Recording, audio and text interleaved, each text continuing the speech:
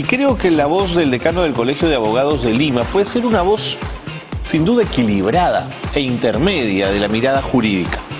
Quiero recibir, y estoy muy contento de tener en el programa al doctor César Bazán Naveda, decano del Colegio de Abogados de Lima, quien recibimos, por supuesto, aquí en el programa. Doctor, qué gusto. Encantado, Carlos. Bienvenido, señor. Adelante. Gracias por estar con nosotros. No, gracias a usted por su invitación. Bueno, ¿cómo van las cosas en el Ilustre? Estamos reconstruyendo un poco el colegio, porque como usted sabe, durante... Tienen años muy duros, ¿no? Sí, lo que pasa es que hemos estado con un gobierno anómalo, porque no se pudieron hacer las elecciones en el colegio durante más de 2 años. Entonces fue un gobierno en buena cuenta de facto, que ahora se ha solucionado. Ya ha vuelto la democracia al colegio, estamos reordenando todo y reanudando las actividades académicas del colegio también para hacer nuestros pronunciamientos en materia jurídica, ejercer la especialización y capacitar a los abogados en cada uno de estos temas nuevos que se nos presentan en la vida, en las especialidades. Correcto. Y siendo un colegio profesional, tener también esa mirada ética de la profesión, claro, que creo que en el derecho además es central, ¿no? Pero es que es básico, porque no puede haber ningún colegio profesional, como no puede haber ninguna persona que esté carente de formación moral. Claro. Y la profesión tiene una formación moral que nosotros tenemos que cuidar y mantener. Tenemos que ordenar el ejercicio de la profesión como abogados y corregir las faltas que se hayan cometido. Bueno, entonces comencemos con el análisis de algunos de los temas para los que queremos consultarle, claro, doctor Bazán. Comencemos por la iniciativa del gobierno, que está buscando la penalización de la difusión de la información fiscal. ¿Para usted esto es un atentado a la libertad de expresión o es una cautela del debido proceso? Bueno, en realidad es una propuesta inoficiosa. Ya en el Código Penal, en el Código Procesal, está previsto que no debe difundirse por parte del fiscal o de los jueces e inclusive de los propios procesados lo que se actúa dentro del proceso. Pero si hay algún trascendido, y ese trascendido es importante para la sociedad, no se puede prohibir a los medios periodísticos que los difundan, porque frente a este tipo de problemas ya el Tribunal Constitucional y los principios generales del derecho establecen que entre el conflicto de un derecho particular y el conflicto de un derecho general que nos corresponde a todos nosotros, cede el interés particular y prima el interés general. Y entonces, si dentro de eso hay algún escándalo público que nosotros tenemos que conocer, no podría soslayarse y menos acallarse. ¿Y las normas que en este momento prohíben que la información, que lo actuado dentro de un proceso trascienda, son severas? Sí, son suficientemente severas. Y además, mire usted, el fiscal no puede hacer trascendidos, no puede publicar, no puede difundir lo que pasa dentro del proceso. Y el problema es que los mismos fiscales lo hacen. La policía no debería hacerlo, sin embargo también lo hacen. Los jueces no deberían hacerlo, no sé si lo hacen o no, porque ahora ellos son una instancia, digamos, imparcial dentro de todo esto. No deberían hacerlo tampoco. Y entonces, si los principales involucrados ya están prohibidos, se supone que no debería suceder nada más. Correcto. Esta pregunta va en esta misma línea, pero Sí. tiene un componente político también. Sí. Cuando una norma de este estilo se plantea desde el Ejecutivo, pero en el Congreso tenemos otra iniciativa del mismo corte, ya la cosa parece extraña, ¿no? Se ve mal. Y recordemos el pasado del Perú. Cada vez que ha habido algún problema político y alguien se ha sentido incómodo con la prensa, lo primero que hacen es, si tienen mayoría suficiente en el Congreso o están dentro del gobierno, enviar leyes para evitar que la prensa haga su trabajo. Y eso no es una buena señal, lamentablemente. Pero ya lo hemos visto muchas veces en nuestro país. ¿Cree que este tema, llevado a jurisdicción interna, incluso hacia el Tribunal Constitucional, y de no encontrar razón en el ámbito interno, vaya al sistema interamericano de derechos humanos, pueda significar un revés jurídico para el Perú? Sí, pero lo que sucede es que esto ya ha sido resuelto antes por el Tribunal Constitucional. Si usted recuerda, y los televidentes también, Cuando salieron los Vladi-videos, Sí, señor. se dijo que esa era prueba envenenada, que eran documentos secretos. Claro, que por qué se mostraban los videos, ¿no? Y que no se podían utilizar dentro del proceso. Está Y clarísimo. que dijo el Tribunal Constitucional, este es un tema de importancia para la nación, porque si no, no se hubiera descubierto toda la corrupción que se descubrió en ese momento. Exactamente. Y por lo tanto, sí se puede difundir. Entonces, no hay ninguna diferencia entre un caso y otro. De acuerdo. Lo llevo a otro terreno que también ha generado mucha discusión, y es el tema de la posibilidad de la responsabilidad penal Sí. para personas de 16 años. ¿Qué lectura le genera, doctor Bazán, esta posibilidad? Ya, lo que pasa es que teníamos un conflicto de responsabilidad penal y solamente se decía que podían ser juzgados aquellos que son mayores de edad. Y por supuesto, un mayor de edad que comete un delito debe ser condenado. Pero se ha venido usando a los jóvenes, pero ellos conscientemente, pudiendo discernir entre el bien y el mal. Y hay una edad de discernimiento, ¿no? Hay una edad de discernimiento, que saben que están haciendo mal, pero que se sienten protegidos porque todavía no tienen la edad suficiente para poder ser sancionados.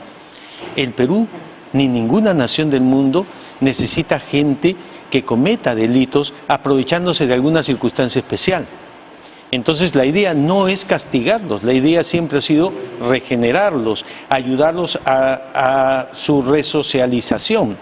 Pero mataban a una persona teniendo 17 años, no podían enviarlo a la cárcel, lo enviaban a un centro de recuperación para menores y a los 6 meses, 7 meses salían libres otra vez y eran exactamente igual de conscientes de haber matado.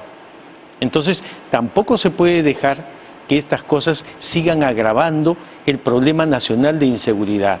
Entonces, si hay algún joven que está todavía dentro de la capacidad de conciencia, porque ya sabe distinguir entre la vida y la muerte, y un joven de 15, 16 años sí sabe distinguir respecto de lo que está haciendo, que es el caso de actuar con conciencia y voluntad, entonces hay que resocializarlo.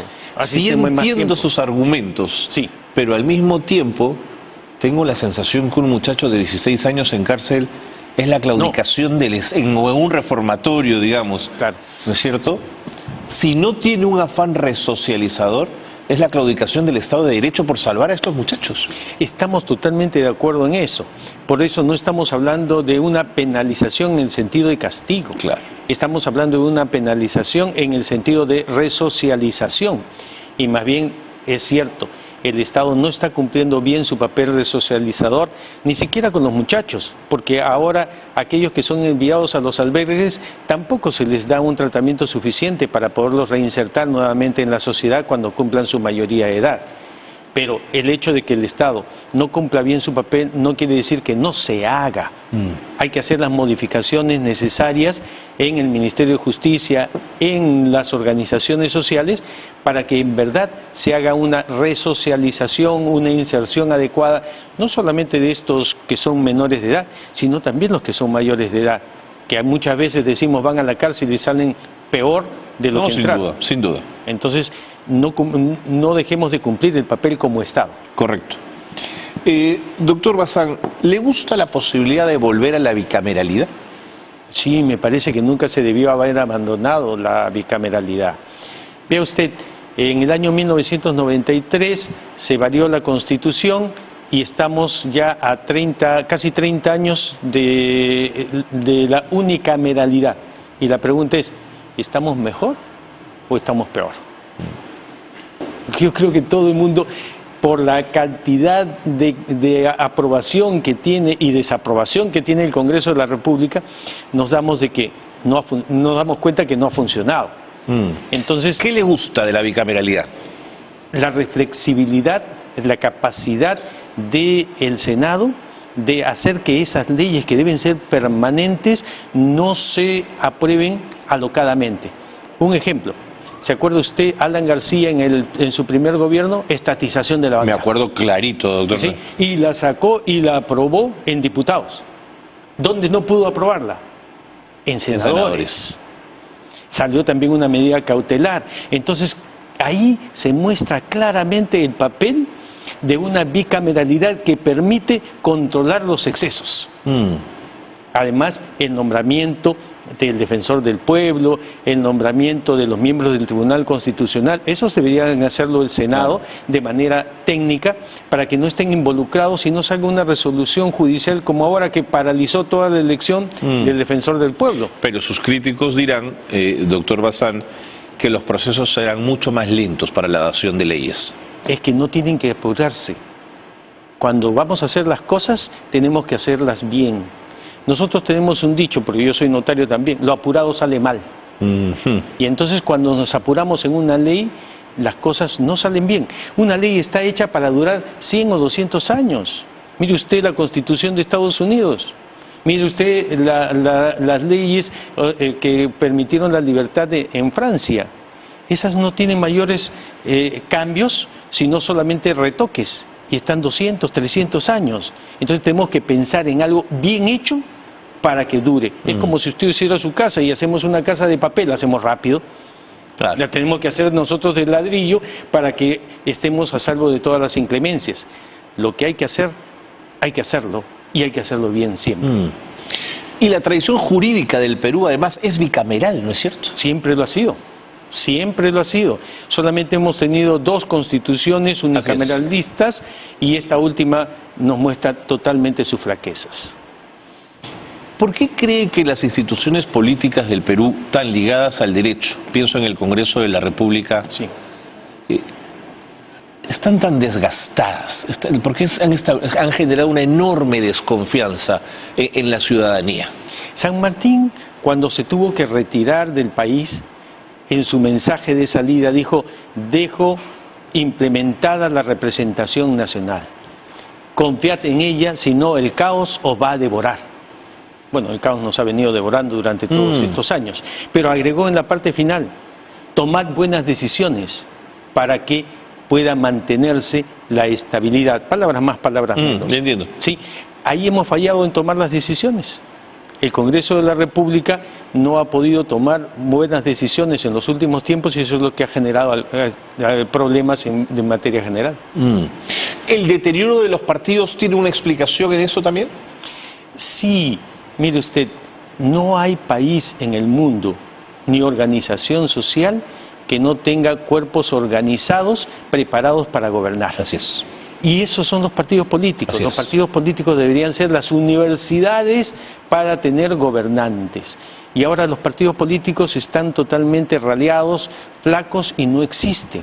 En verdad en el Perú nunca hubo partidos políticos grandes, salvo el partido aprista peruano, el de Acción Popular cuando estaba Fernando Belaúnde, pero que no era una ideología sino una concentración de opiniones, el Partido Demócrata Cristiano, hasta que se separó y creció el Partido Popular Cristiano, pero con la doctrina social de la Iglesia, no con una doctrina nacional. Los partidos comunistas que después se dividieron y subdividieron. Sí, pero después no hemos tenido partidos políticos. Mire usted quiénes han ganado en las últimas elecciones. No han ganado partidos políticos, han ganado alianzas. Entonces, ¿qué le expresa eso? ¿Qué le dice eso? Que no hemos llegado a una madurez nacional. Nuestro país sigue en evolución como estaba en 1820 o en 1821. En 1821, cuando ya se había declarado la independencia del Perú, ¿no? Pero había un desgobierno porque no se había instaurado todavía el Congreso de la República, habían unas grillas que iban circulando, ¿no? Porque se quejaban también de los patriotas. Y entonces decía, en Lima hay 4 partidos, el más grande es el del rey. O sea, había gente que quería regresar al gobierno español. Así es. No hemos madurado. Bien, esa parte se sigue mostrando exactamente igual ahora. ¿Cuál es la idea que nosotros tenemos? Mire usted, en el año 2030 los europeos tienen claro que los automóviles con motor a gasolina van a ir desapareciendo y todos van a pasar a ser eléctricos. ¿Sí? Ya. ¿Cuáles son los objetivos nacionales que tenemos nosotros para dentro de 20 o 30 años? No hay. Ninguno. Y si estamos viviendo del día a día es como aquella persona que no ha conseguido un trabajo fijo y está viviendo de lo que puede. Entonces lo que nosotros tenemos que hacer es planificar a futuro.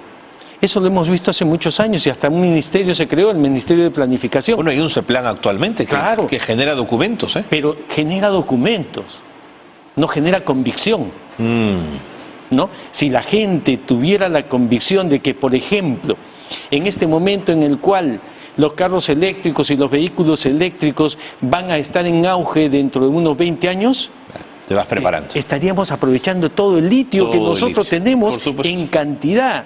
Y sin embargo no hemos tomado ninguna medida para procesar el litio. Se extrae simplemente y se lleva. Y nos devuelven como baterías. Si hubiera planificación en el Perú, ya se hubiera establecido que la venta de todo ese producto será libre, sí, pero háganlo transformado. Correcto. Doctor Bazán, muchas gracias por habernos acompañado. Véngase cuando quiera a conversar, que siempre hacen falta voces equilibradas en el debate jurídico. Muchas gracias por estar con nosotros. Con mucho gusto. Doctor César Bazán Naveda ha estado con nosotros, decano del Colegio de Abogados de Lima, hablando con esa claridad de quien forma parte y dirige un colegio profesional en nuestro país. Tengo una pregunta para ustedes esta noche, porque ellos no se animan a contestar.